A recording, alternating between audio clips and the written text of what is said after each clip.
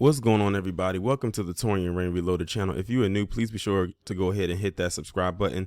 Make sure you have your notifications set to all on all platforms, and be sure to like, comment, and share this content on your various social media platforms. So today we are headed out to Knoxville, Tennessee, where, as you can see right here in the title, it says KPD Chief Paul Noel fires lieutenant, suspends captain over cover-up and of racist harassment. So this is actually the chief right here in this picture right here. I just kind of paused it right here. I don't like how they just shot him speaking from the side. I wish it was just like a in front of the face camera shot, but it is what it is. But one of the major reasons I wanted to talk about this, because this could have been a story I could have passed up on, because it's like a same old type of story. And I try to, like, if I do stories like these, I wanted something unique to stand out in each one of them, because a lot of them can become repetitive. And something interesting did stand out from one of the people that got fired, because it was actually two of them that got fired. One of them was involved with the cover up, and one was with harassment. So it was two different people, and you'll see what I mean in a second. But let me go ahead and read this article coming from knoxnews.com. New Knoxville Police Chief Paul Noel has fired a lieutenant and suspended a captain for their roles in covering up complaints of racist harassment within the department, Knox News has learned. Police investigators found Lieutenant Lance Earlywine violated the department's truthfulness policy, and Captain Don Jones violated the harassment policy. In a message to the department announcing the punishment Monday afternoon, Noel stressed accountability, particularly accountability in the command staff. This is not a decision that I made without great thought and consideration, he wrote in the email obtained by Knox News. We can recover from most mistakes, take the appropriate action, and move forward. Unfortunately, truthfulness is not one of those mistakes. As police officers, we are held to a higher standard. One of those standards is to tell the truth no matter how much it hurts at all times. Noel declined to comment for this story, per spokesperson Scott Earlin.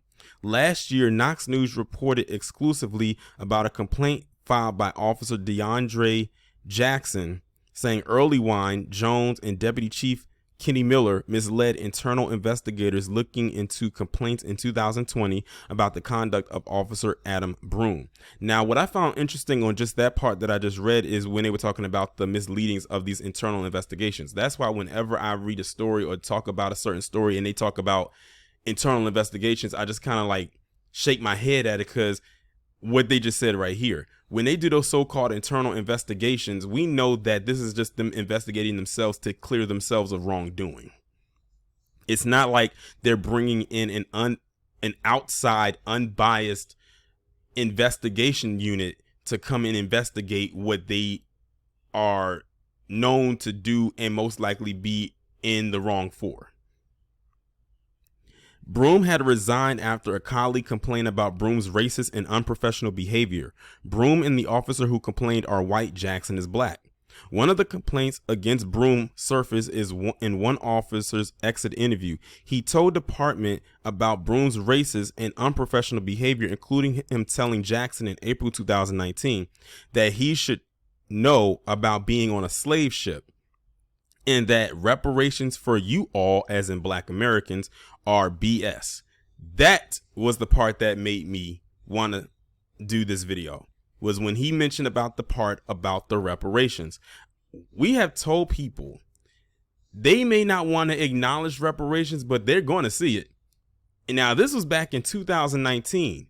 This was before reparations even started to really start the trend like it is now. I don't know how many of you who are listening to this video right now are on Twitter, but in the last week or so, reparations was trending almost every day or almost every other day. It's literally out there for the public consumption now. And the thing is, when something trends on Twitter, it's nationwide.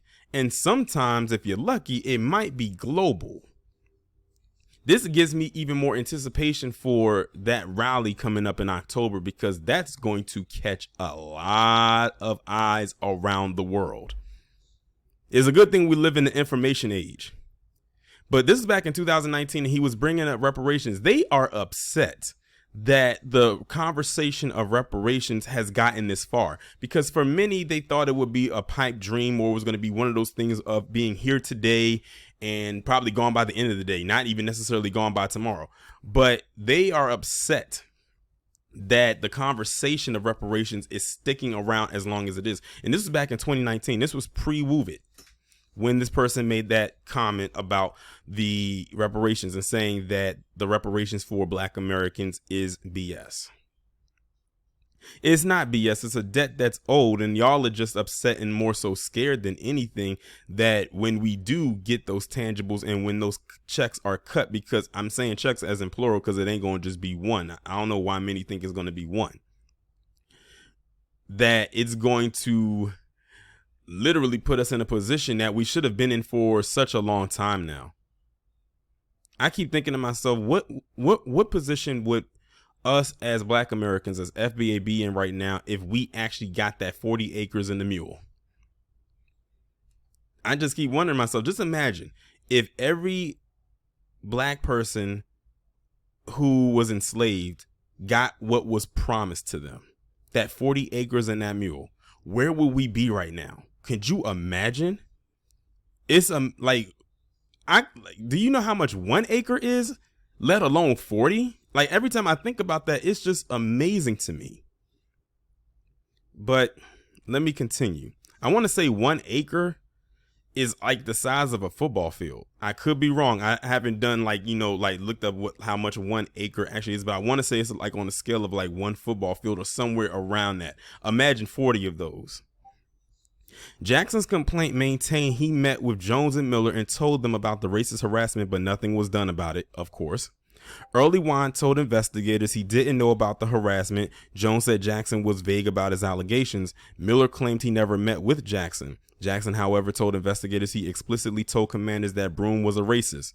What's more, Jackson told investigators Jones persuaded him not to file a report with Internal Affairs. Specifically, he said Jones passively discouraged him from going to Internal Affairs, and Jackson did not. After supervisors met with Jackson, Jones called together the entire unit. Multiple officers told investigators that Jones began the meeting by saying back in the days of ROPE, Repeat Offender Prevention and Enforcement, they had shirts with nooses on it. That ish would not fly this day and age. Jackson called the meeting a band-aid to the problem. Another officer called the talk a kumbaya meeting that didn't fix anything. And it sounds like to me like this DeAndre Jackson is like one of the few, if not probably the only Black officer in that department. And then they said it's in Tennessee. That's all I needed to see. Or hear, I should say. In an interview with Knox News after the reporting about the harassment, Chief Eve Thomas had no answer when asked repeatedly whether Miller was in the meeting, with Jackson even offering Miller's excuse that it's impossible. He simply couldn't remember. See how much they're getting on cold with each other? Like, they all, like, I'm telling you, whenever PC gets on cold with each other like that, you know that there's some racial element there. When challenged about the credibility, I can't talk right now, of forgetting that sort of encounter, Thomas replied, "Yeah, I know. Again, what we do is work to be better," she said. "I go by their statements and we have a truthfulness policy and we work to be better." A truthfulness policy. Do you know how easy that would be to break? If they're good liars, that's easy to break. Investigators did not press Jones or Miller about their statements and how they contradicted what Jackson had reported. Deputy Chief Kenny Miller retired ahead of the disciplinary hearing earlier this year because he probably knew what was about to happen. He said, "Let me just go ahead and get up out of here before they fire me."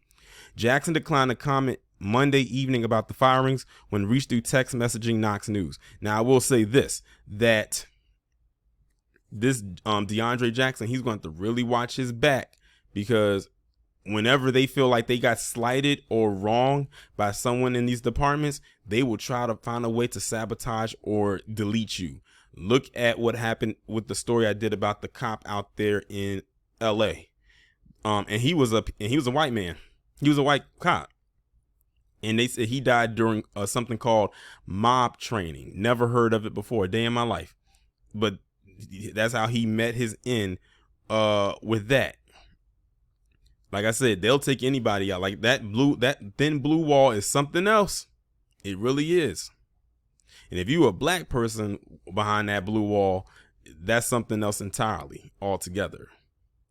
But like I said, the main reason I really wanted to talk about this, because that reparations thing really stuck out to me. Like, they really are in their feelings about the topic of reparations. Like I said, they thought it was going to be something that would just be, brought up and no one would talk about it again. But now it's like in constant rotation. It's everywhere. I forgot who it was that I was listening to. I want to say it was either TBA or Tariq, when they were talking about like how the topic of discussion of reparations, where it started at and where it's at now, as far as people talking about it and the response from, of course, like the opposers. I said, if they thought that was something, just wait until October 15th, or the weekend of October 15th. I cannot wait for that. Like, I'm literally like counting down the days into that event.